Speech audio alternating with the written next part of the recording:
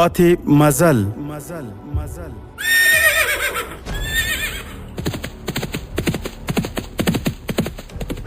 د تاریخي ناولونو ځانګړې خپرونه پاتې مزل د اوسني عصر د ننګونو او فرصتونو هنداره چې د اسلامي تمدن د عروج او انحطاط عوامل روښانه کوي. پاتې مزل د علم او ارتقا پر لاره څراغونه بلوي او د مسلمانانو تیرې سترې واکمنۍ او فرهنګي میراثونه بیانوي.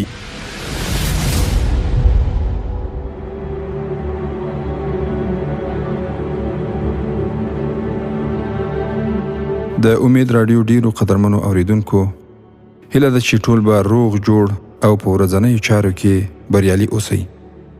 پیل کوو د پاتې مزل په نننۍ خپرونه. هیله ده چې د خپرونې تر پایه راسره پاتې شئ. الحمدلله رب العالمین والصلاة والسلام على سید المرسلین قائد المجاهدین سید الانصار والمهاجرین وعلى آله واصحابه اجمعین. اما بعد، د ښکلا او ښایست څخه برسیره رومي بادشاهانو د هغوی دیوالونه هم قوي او کلک جوړ کړي وو. د دې ښار دفاعي ځواک هم ډیر قوي وو. پوځیان هم پوره روزلي وو چې کوم ځواکمن دښمن هم هغوی نشوی محاصره کولی. د ښار شا او خوا داسې خنډونه لګول شوي وو چې دښمن د ښار دیوال ته نشو رسېدلی. پوځیانو ته داسې تمرین ورکړل شوی وو چې د دښمن سره د کلا څخه د باندې جګړه وکړي او هغوی ختم کړي. ګوټیانو هم د ښار په ودانولو کې ډیر زیار کوښښ او خواري کړې وه. یو تاریخ پوه لیکلی دی چې دا معلومه نه شوه چې ولې رومي امپراتور دا اعلان کړی و چې موریدا د روم څخه هم زیات ښکلی کوو. داسې معلومېدل چې هغوی په دې ضد کې پرېوتي وو چې موریدا د روم څخه هم باید مسابقه وګټي. د دې ښار په څنګ کې د اویانا سیند تیریده. په دې سیند باندې چې کوم پل جوړ شوی و د هغې ستنې او پایه د سیند په منځ کې وې. هغه وخت په سیند کې د ستنو او پایو جوړول هیڅ رواج نه درلود. خو رومیانو دا حیرانونکی کار کړی و. د دې ښار کلیساګانې ډېرې ښکلې او ښایسته وې. په هغې کې مال او دولت ډېر زیات راټول شوی و. د موریدا لوی پادري بطریق د طلایتلې له نورو څخه هم ډېر مهم او لوړپوړی و. د هغه حکم په ټول هیواد کې چلیده، ځکه نو هغه ته بطریق اعظم ویل کېده. کله کله به هغه د باندې راووت چې له هغه سره به زر کسه په یو ډول جامو کې لیدل کېده چې ځلېدونکي به وي. تاریخ لیکونکي وایي چې بطریق اعظم د دې لپاره په دې شان او شوکت د باندې راووت چې په خلکو باندې د هغه رعب او دبدبه پرېوځي. او د دې لامل دا و چې د ښار خلک شتمن او مالداره وو او بطریق اعظم د دې شتمنو او مالدارو څخه دولت اخیستل غوښتل. موسی بن نصیر د خپلو جاسوسانو څخه وپوښتل آیا په هغو خلکو کې د جګړې کولو جوش او جذبه هم شته؟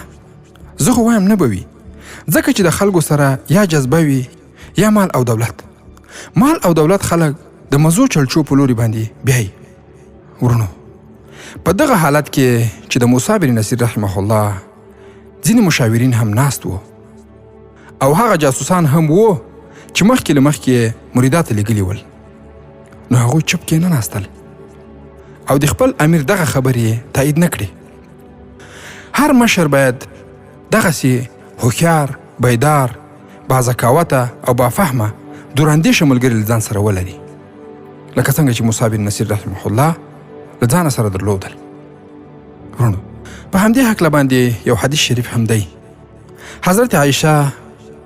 حضرت عائشہ ام المؤمنین رضی الله تعالی عنها فرمایی رسول الله صلی الله علیه وسلم و فرمایل اذا اراد الله بالامیر خیرا، چې کله هم الله جل جلاله د یو امیر لپاره د خیر اراده وکړي، د یو حاکم لپاره، د یو مسؤل لپاره الله جل جلاله د خیر اراده وکړي، جعل له وزیر صدق، د هغه لپاره د هغه معاون، همکار، وزیر، هغه رښتینی وزیر وټاکي. داسې رښتینی وزیر چې په قول کې رښتینی وي، په وینا کې رښتینی وي، هغه په فعل او کړنو کې رښتینی وي، هغه ظاهرا او باطنا صادق او رښتینی وي.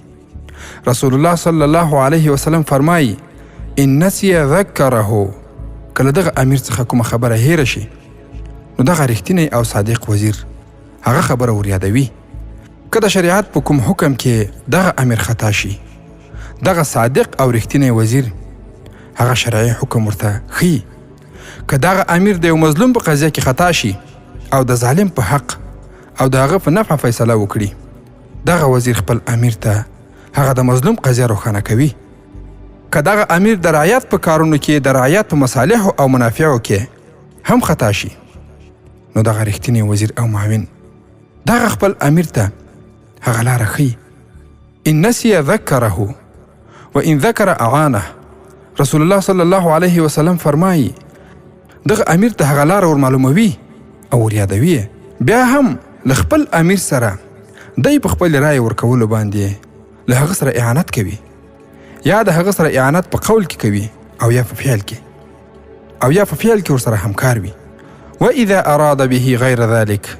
رسول الله صلی الله علیه وسلم فرمایي چې کله یو امیر ته الله پاک اراده وکړي غیر ذلك غیر له دغه خیر نه نو دغه حاکم او د هغه امیر یا مسؤل لپاره جعل له وزیر سوء د هغه لپاره یو همکار او وزیر وټاکي چې هغه وزیر سوء یعنی هم په قول او هم په فعل کې هم په ظاهر او هم په باطن کې بد وي د خپل امیر لپاره داسې وزیر وي. ان نسیه رسول الله صلی الله علیه وسلم فرمایي کله دغه امیر نه کومه خبره هیره شي یا یې پرېږدي لم یذکره دغه وزیر هغه خبره نه ور یادوي. که دغه امیر د شریعت په یو حکم کې خطا هم شي دغه وزیر هغه شرعي حکم هغه ته نه ښیي. یا د مظلوم په یو قضیه کې خطا شي دغه وزیر له خپل امیر سره مدد او اعانت نه کوي. یا د رعیت او د ولس په مصالحو او منافعو کې امیر خطا شي دغه وزیر سوء له هغه سره په دغه لار کې همکاري نه کوي نه د منافعو او مصالحو لار ورته ښیي. او که هغه امیر ته لاره معلومه وي لم یعنه. رسول الله صلی الله علیه وسلم فرمایي بیا هم دغه وزیر سوء له هغه سره اعانت نه کوي مرسته نه ورسره کوي بلکې کوښښ کوي چې په دغه کار کې د خپل امیر توجه او پاملرنه له دغه نیک کار څخه واړوي ځکه د ده په طبیعت کې دغه شرارت وي. نورونو په هغه وخت کې هم موسی بن نصیر رحمه الله دغسې صادق وزیران همکاران مشاورین او ملګري درلودل. نو په اوس وخت کې هم هر مشر باید له ځانه سره دغسې صادق بادیانته له اخلاص نه ډک او په کار باندې پوه خلک ولري چې په سختو او حساسو حالاتو کې ښې او نیکې مشورې ورکړي. کوم نیک کارونه چې دغه امیر تر سره کوي نو په هغو کې اعانت ورسره وکړي. که چېرته دغه نیک کارونه ورڅخه هېرېږي نو هغه د چیک لیست کې وخت په وخت یې ور یادوي او د مسلمانانو د ستونزو په حل او مسایلو کې د ورسره مرسته کوي. په دغه حالت کې چې کله موسی بن نصیر رحمه الله دا خبره وکړه یو جاسوس وویل داسې نه ده ښاغلی امیر. ورونو دا یو صادق ملګری ورسره و. هغه وویل په موریدا کې د خلکو سره دواړه شیان شته. زه د یو عیسايي سوداګر په شکل هلته ننوتلی او په یو سرای کې اوسېدم. زه کلیساګانو ته هم ننوتم. ما د ډیرو خلکو سره خبرې وکړې خو د هغوی سره یوازې یوه خبره وه چې مسلمانانو ټول هیواد نیولی دی. اوس به څه کېږي ښاغلی امیر؟ ما ته د هر چا څخه همدا یو ځواب راکول کېده چې د موریدا په خلکو کې هم غیرت شته او هم جذبه. کوم خلک چې په کلیساګانو کې اوسېږي د هغوی لوی ګیرو او لوی چپنو ته مه ګورئ. هغوی ډېر کلک جګړه مار دي او په کلیساګانو باندې ځان قربانوي خو د خپل ځان د قربانۍ څخه مخکې به یو مسلمان هم له ځانه سره ختموي. ټول خلک جګړه کوي او هیڅوک تېښته نه کوي. موریدا ته به مسلمانان هغه وخت داخل شي چې کله په ښار کې یو عیسایي هم ژوندی پاتې نه شي. ښاغلی امیر ما په ښار کې هیڅ ویره او ډار ونه لید. پوځ ښه تیار او چمتو دی. دا پوځ به د باندې راوځي او جګړه به کوي. په ښار کې بې کچه مال او دولت شته. هیڅوک د مزو چلچو نوم نه اخلي. بطریق اعظم ټول خلک د مسلمانانو په خلاف باندې راپارولي دي. موسی بن نصیر رحمه الله چې کله د خپل آخري د مځای څخه روانېده هغه خپل لښکر ته وینا وکړه چې د ولولو او احساساتو څخه ډکه وه. هغه په لښکر کې نوی روح را پیدا کړ. د حرکت په وخت کې د موسی بن نصیر سره د هغه 3 واړه زامن هم ملګري وو. هغه خپل 3 واړو زامنو ته په وار سره وکتل. موسی بن نصیر وویل ورونو، دا د اوسنۍ زمانې د ټولو قدرمنو مشرانو اولادونو ته دا خبرې متوجه دي او د هر مسلمان اولاد دی هم دا خبرې په غور باندې واوري چې ډېر لوی عبرت او پند ورکېدی. دا د جګړې میدان و او د جګړې په میدان کې هوسایي او امتیازات نه وي بلکې سخت حالت وي. مصعب بن نصیر وویل زما ګرانو زامنو، زما خبرې په غور سره واورئ او زما هره خبره وصیت وبولئ. زما عمر ته وګورئ، زما بدن نور له کاره لوېدلی دی. دا یو روحاني او معنوي قوت دی چې زه یې دلته را رسولی یم. تاسې پوهیږئ چې ما څومره جنګونه کړي دي. د نیمایي څخه زیات عمر ما د جګړو په میدان کې تیر کړی. داسې فکر وکړئ چې زما د بدن توان او طاقت ستاسې 3 واړو بدنونو ته درغلی. کیدای شي چې زه په لاره کې شهید شم یا په بستر باندې مړ شم. تاسې 3 واړه باید زما نوم او زما کارنامې ژوندۍ وساتئ. زه تاسې ته یو فتح شوی هیواد په لاس درکوم. دا زما د ژوند آخري جنگ دی. کیدای شي زه په دې جګړه کې شهید شم. زما دا میراث تاسې باید سنبال کړئ. عبدالعزیزه، تاسې د دې نوي فتح شوي هیواد لومړی امیر یاستئ. زه به انشاء الله تعالی ستا منظوري له امیر المؤمنین څخه را اخلم. زه چې په کومو شیانو پوهیږم په هغو باندې تاسې نه پوهیږئ. زما دا خبرې په غور سره واورئ. په محاصره او جګړه کې هیڅ وخت تیښته ونه کړئ. بله خبره ده چې په دې هیواد کې مال او دولت دومره زیات دی لکه د سرو او سپینو زرو چینې چې راخوټېږي. ښایست او بېحیایي دومره زیاته ده چې تاسې به هیڅ نه وي لیدلې. تاسې ځوانان یاستئ او ځواني ړوندوالی وي. که تاسې یو ځل بې لارې شوئ نو بیا به نه د کور شئ او نه د میدان. د هغو شهیدانو روحونه به په تاسې باندې لعنت وایي کومو چې په اندلس کې خپل ځانونه قرباني کړه. د مصعب بن نصیر رحمه الله د آخري خبرو ته ښه په غور سره توجه وکړئ. هغه وویل که تاسې یو ځل بې لارې شوئ نو بیا به نه د کور شئ او نه د میدان. په اوس وخت کې ډېر احتیاط پکار ده. د امکاناتو، هوساینې او امتیازاتو زمانه ده. په اوس وخت کې پیسې څه ناڅه شته، خو ته که نن د یو مشر بچی یې نو ته د خپل دا قیمتي وخت په ټلیفون، ټیک ټاک، فیسبوک او نورو ټولنیزو شبکو کې مه مصرفوه. ته د یو باتور غازي زوی یې. ستا پلار ډېرې کارنامې کړي دي. ته باید هغو کارنامو ته متوجه واوسې. په هغو پلونو باندې باید پل کېږدې. او د فتنو په دې ډک دوران کې که ته په ښار کې یې او یا له ښار څخه لیرې باید خپل عمل ته ډېر متوجه واوسې. ځکه چې په تا باندې ستا د پلار نوم یادیږي. لکه څنګه چې مصعب بن نصیر رحمه الله خپلو 3 زامنو ته دا وصیت کاوه چې تاسې زما په پل باندې پل کېږدئ. یعنې د الله جل جلاله په لار کې جهاد وکړئ او د الله جل جلاله په لار کې خپل ځانونه نذرانه کړئ. هیڅ قربانۍ نه دریغ مه کوئ.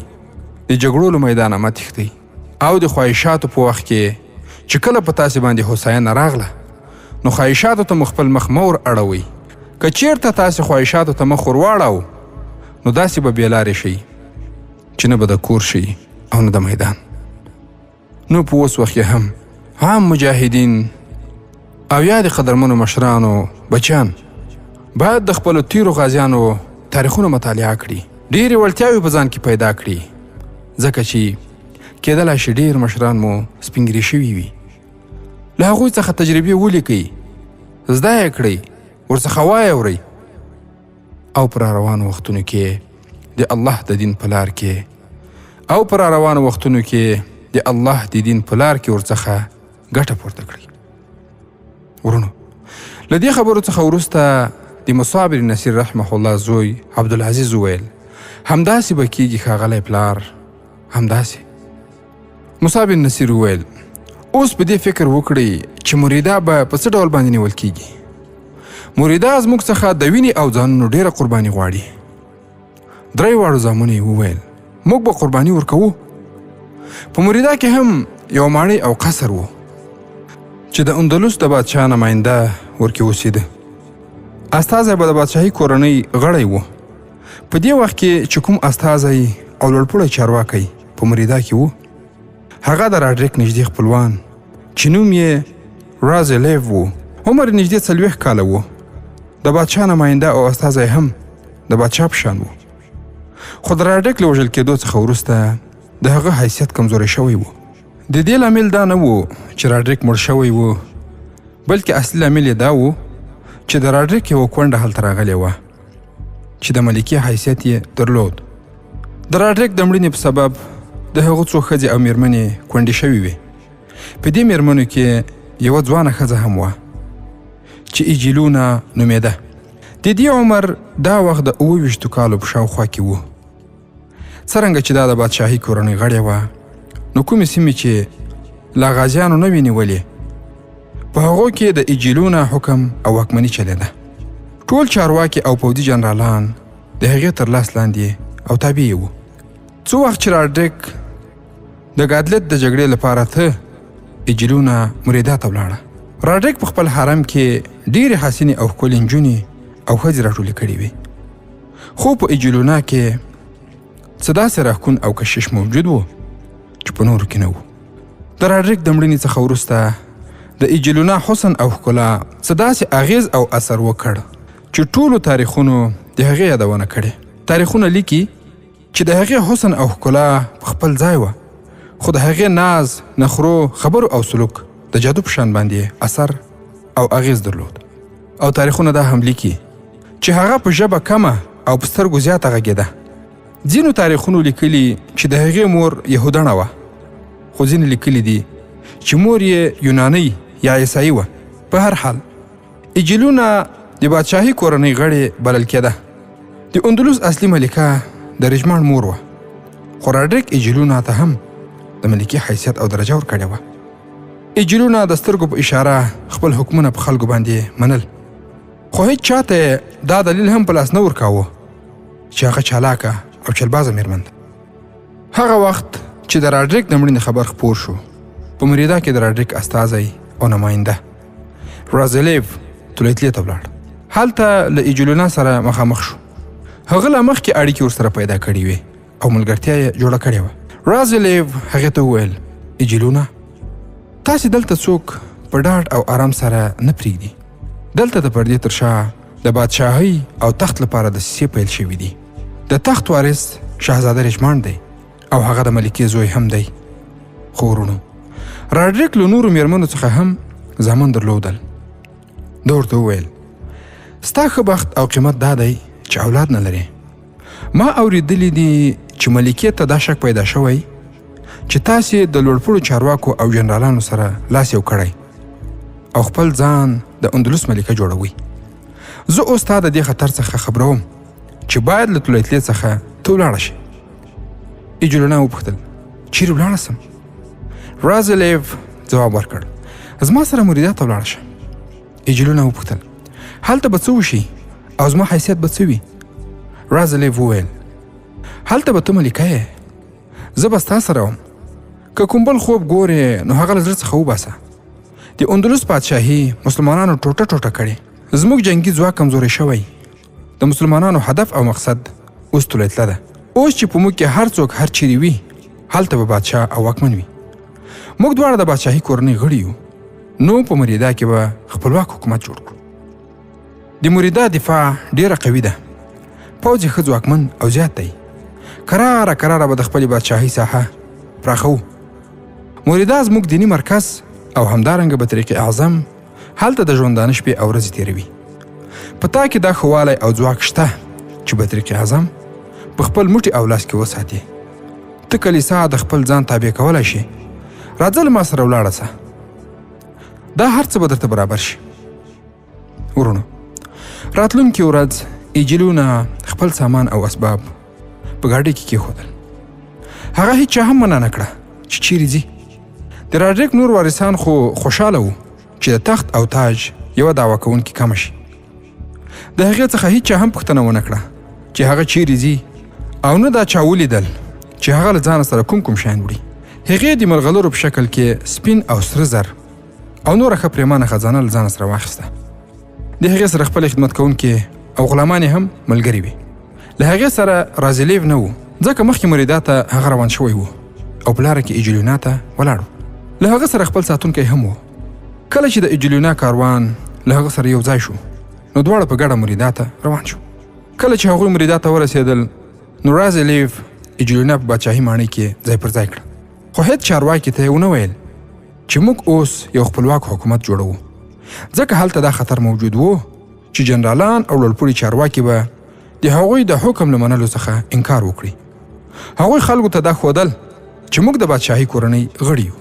په مریدا کې 2 جنرالان، 3 لوړپوړي حکومتي چارواکي، پطرق اعظم او 2 لوی او کوچني پادریان وو. ایجلیونا چې کله هلته ورسېده، سمدستي د مېلمستیاګانو او موسیقي غونډې او مجلسونه پیل کړل. په 2 ورځو کې هغې په دې خلکو باندې داسې اثر او جادو وکړ چې هر چا فکر کاوه چې د راډیک دا ښکلې، حسینه او هوښیاره مېرمن زما ده، ځکه هغې له ټولو سره اړیکې ساتلې او هر یو یې په خپل ځان باندې عاشق کړی و. نو د سیاست او دې دریځ د بریالیتوب راز هم په همدې کې و. یوه ورځ رازلیف ورته وویل: ایجلیونا، زه چې دلته هر څوک ګورم هغه په تا باندې عاشق دی. شاید هر جنرال او هر چارواکی دا فکر کوي چې ایجلیونا زما ده او زه به ورسره نکاح او واده کوم. ایجلیونا وویل: آیا دا زما کمال او بریالیتوب نه دی چې دومره عاشقان مې ځان ته پیدا کړي او هر چاته دا څرګندوم چې هغه به زما راتلونکی خاوند وي؟ رازلیف وویل: آیا زه هم همداسې خوب ګورم او که رښتیا به همداسې وشي؟ ایجلیونا په زړه راښکونکې مسکا سره وویل: ته به ولې خوبونه ګورې؟ آیا زه به د دې بوډا جنرالانو سره واده کوم او د دې مېرمن به ګرځم؟ آیا په هغوی کې زما وړ څوک شته؟ ما په ټولو باندې خپله نشه سپره کړې ده او ما هر یو د مریدا د ساتنې او خوندي کولو لپاره تیار او چمتو کړی دی. ته ولې اندېښنه کوې؟ زه به تا دلته بادشاه ګرځوم او خپله به ملکه کېږم. رازلیو په احساساتي ډول وویل: آیا زه په دې خبره یقین او باور وکړم چې ته یوازې زما یې؟ ایجلیونا وویل: زه د زړه یوه خبره درته کوم، زه ځان ملکه ګرځول غواړم. دا زما هیله او اراده هم ده. آیا ته ما ملکه جوړولی شې؟ رازلیو وویل: دا ته څه ډول بې ځایه پوښتنې کوې؟ ایجلیونا وپوښتل: آیا ته په دې خبر یې چې قرطبه او غرناطه دواړه مسلمانان نیولي دي؟ آیا ته په دې خبر یې چې د مسلمانانو یو بل لښکر هم اندلس ته راننوتی دی؟ رازلیو وویل: هو، اورېدلي مې دي. ما ته احوال را رسېدلی دی چې د دې نوي لښکر مخه د مریدا په لور باندې ده. ایجلیونا وپوښتل: آیا ته به مریدا د دې لښکر څخه وساتلی شې؟ رازلیو وویل: هو ایجلیونا، د مسلمانانو لښکر دلته د مرګ او هلاکت لپاره راځي. ایجلیونا وویل: ما داسې خبرې په طلایته کې هم اورېدلې وې، خو اوس ما واورېدل چې کله د مسلمانانو پوځ هلته راورسېده، نو خلکو ورته د ښار دروازې پرانیستلې او د هغوی تود هرکلی یې وکړ. آیا ته داسې زړورتیا او مېړانه ښودلی شې چې د پوځ څه برخه د ځانه سره واخلې، د باندې په مسلمانانو باندې داسې برید وکړې چې هغوی ختم او هلاک شي؟ رازلیو وویل: ته به وګورې چې زه څه کوم. ایجلیونا په مینه ورته وویل: او ته به وګورې چې زه څرنګه خپل ځان او خپل روح تاته سپارم. ورونو، حقیقت او د ایجلیونا سیاست دا و چې دی به له هر جنرال او چارواکي سره په همدې ډول خبرې کولې. هغه به د شپې هر یو ته ورتله، خو د هر چا لپاره یو آرام او خوب ګرځېدلی وه. هغې به هر چا ته په خپل لاس شراب ورکول او هغه به یې په خپل حسن او ښکلا کې بې صده کوو او بیا به ورڅخه بیرته تله. حمله کوونکي را روان دي، تیار او چمتو شي، هوښیار او خبردار شي. ورونو، دا یوه چیغه او نارې وې چې د ښار په دیوال باندې پورته کېدلې. په ټول ښار کې ګډوډي او بېنظمي پیل شوه، خو په دې ګډوډي کې ویره او ډار نه و، بلکې جوش، ولولې او احساسات و. خلک د پټېدلو لپاره یوې او بلې خواته نه تلل، بلکې د جګړې لپاره یوې او بلې خواته منډې وهلې. هغوی وسلوال کېدل، د ډېرو ورځو څخه غشي او لیندۍ جوړېدې، غورځونکي برچې تیارېدې. ښځو، نجونو او کوچنیانو هم د غشو ویشتلو تمرینات او زده کړې پیل کړې وې. ټولو ځوانانو او د پاخه عمر سړیو د څو میاشتو څخه د جګړې لپاره د پوځ سره تمرینونه او زده کړې کولې. له کومې ورځې څخه چې ایجلیونا دې ښار ته راغلې وه، له هغې ورځې څخه جنګي تمرینونه او زده کړې زیاتې شوې وې. اجیلونه خپله دا تمرینونه او خلک هغې خواته هڅول. څنګه چې د هغې غوږونو ته دا اواز هم ورسېده چې حمله کوونکي راغلل، سمدستي یې توره راوایسته او د اسونو طبیلې ته ولاړه. د رازلي آس یې برابر او تیار کړ، په هغه سپره شوه او په منډو یې کړ. هغه د ښار په کوڅو کې لوڅه توره په لاس باندې په منډه منډه وګرځېده او داسې چیغې یې وهلې: د مریدا خلکو، ستاسې د ازمایښت او امتحان وخت را رسېدلی دی. د بیبي مریم روح ستاسې څخه قرباني غواړي. خو په کوم ځای کې به چې خلک په دې باندې راټول شول، هلته به دا ودرېده او په لوړ اواز به یې خلک داسې هڅول. هغه بې غیرته او بې زړه و چې مسلمانانو ته تسلیم شول او خپل ښارونه یې هغوی ته وسپارل. اوس د هغوی غلامان دي. هغوی خپلې لورګانې او میرمنې مسلمانانو ته وسپارلې. آیا تاسې خپلې لورګانې او میرمنې ځنګلي او وحشي بربریانو ته سپارئ؟ خو د دې په ځواب کې به په هر ځای کې خلکو ویل: نه نه، داسې نشي کېدی، موږ په خپل عزت ځانونه قربانوو. اجیلونه به ویل: دا قرطبه او غرناطه نه ده، دا مریدا ده، دا د بطرق اعظم ښار دی. نن د کلیسا ابرو ستاسې څخه قرباني غواړي. تاسې ته صلیب آواز کوي. په صلیب باندې اعدام شوی د عیسی مسیح روح تاسې ګوري چې آیا تاسې په عیسایت باندې خپل ځانونه قربانوي او خپل ځانونه ساتئ. ورونو، دا د هغوی عقاید دي. هغې به پسې ویل: که تاسې په مریدا کې مسلمانانو ته ماتې ورکړه، نو بیا به هغه ښارونه هم لاندې کړئ چې مسلمانانو نیولي. دا ویاړ او افتخار ستاسې په برخه دی چې مسلمانان د اندلس څخه وشړئ. که تاسې هم د نورو په شان باندې زړونه وبایلل، نو ستاسې د کلیساګانو څخه به جوماتونه جوړ شي. آیا تاسې د کلیسا دا سپکاوی زغملی شئ؟ خلکو به وویل: نه نه، داسې نشي کېدی، موږ دا نشو زغملی. اجیلونه پوځ ته ورغله او هلته یې هم همداسې احساساتي وینا وکړه. څه وینا او خبرې احساساتي وې، خو زیاته برخه پکې د اجیلونه حسن او ښکلا لرله چې خلک یې د اور غورځونکي غرونو د لاوا په شان باندې په جوش راوستل. ورونو، کله چې کومه پیغله نارینه غیرت او جګړې ته راوبولي، نو په نرانو باندې بیا لیونتوب راځي او د ځان پروا نه ساتي. ورونو، دا خو د اندلس یوه غیر مسلمه میرمن وه او تاسې ته خو د افغانې ملالې تاریخ در معلوم دی چې هغې په میوند کې د خپلو جذابو او احساساتي شعرونو په واسطه باندې په مجاهدینو کې کومه جذبه او احساس را ژوندی کړ. خیر، اوس به له مریدا څخه ورسو موسی بن نصیر رحمه الله ته چې هغه په کومو ترتیباتو باندې لګیا دی چې د مریدا په ښار باندې حمله وکړي. موسی بن نصیر رحمه الله په دې تمه او هیله راغلی و چې مریدا به محاصره کړي. حال دا چې خپلو څارونکو او جاسوسانو هغه ته ویلي و چې د مریدا پوځیان به د باندې راوځي او میداني جګړه به کوي. له ښار څخه د باندې دومره خنډونه شته چې غازیان کلا ته نږدې کېدای هم نشي. موسی بن نصیر ولیدل چې د ښار څخه د باندې د خنډونو څخه مخکې د مریدا پوځ تیار سوی او چمتو ولاړ دی او خپل ښار یې محاصره کړی. موسی بن نصیر خپل پوځ او لښکر لرې ودراوه او تم یې کړ. لښکر ډېره فاصله وهلې وه او دلته را رسېدلي وو. هغوی ستړي او ستومانه وو. موسی بن نصیر خپل لښکر ته د آرام کولو حکم وکړ او خپله له 3 زامنو او نورو سالارانو سره د کلا لیدلو ته ورغی. هغه د ښار دفاع او نور شیان لیدل تر څو د هغې سره سم ورته پلان جوړ کړي. د امید راډیو ډیرو درنو او متدینو اوریدونکو، دا وه د پاتې مزل نننۍ خپرونه چې تاسو ته ما ډاکټر سیف الله خالد وړاندې کړه. هیله ده موږ هم په خپلو نیکو دعاګانو کې یاد ساتئ. تر راروانې جذابې تاریخي خپرونې مو په لوی او مهربانه الله جل جلاله سپارم. السلام علیکم ورحمة الله وبرکاته.